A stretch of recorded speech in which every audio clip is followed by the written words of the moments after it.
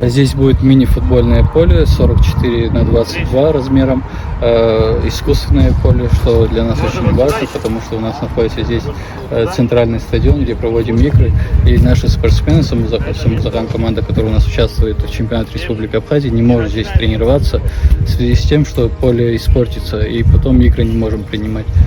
И в связи с этим здесь строится, была геолокация выбрана специально, чтобы здесь и наша Самурзахан команда могла тренироваться, а также и граждане, наши спортсмены, желающие, кто сможет, кто хочет, будет играть, заниматься. Начатые были в феврале, работы закончатся 1 августа, но в связи с погодными условиями идет задержка работы. Так все по плану. Заложен бюджет 5,5 миллионов. Администрация нашего города.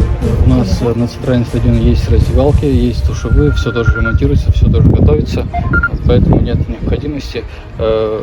Мы еще и думали насчет того, что если даже это было где-то в городе, это надо было обслуживать, надо было этим заниматься. Здесь у нас территория, как вы видите, огорожена. За счет отдела молодежи и спорта можно и поддерживать мини-футбольное поле, и тем более здесь у нас и раздевалки находятся, и все, так что спортсмены могут себя чувствовать в комфорте.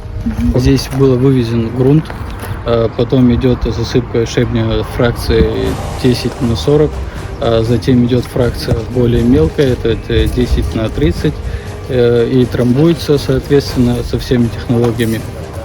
Дальше у нас идет покрытие, тоже, как мне известно, все закуплено, все есть, просто с погодным особым, вот так задержано. Так у нас поле закуплено, и все, то есть все необходимое уже есть. Осталось самую мелкую фракцию засыпать и покрытие поля. И сколько оно потом, через какое время после того, как вы покроете, можно будет пользоваться им? Буквально сразу же, да.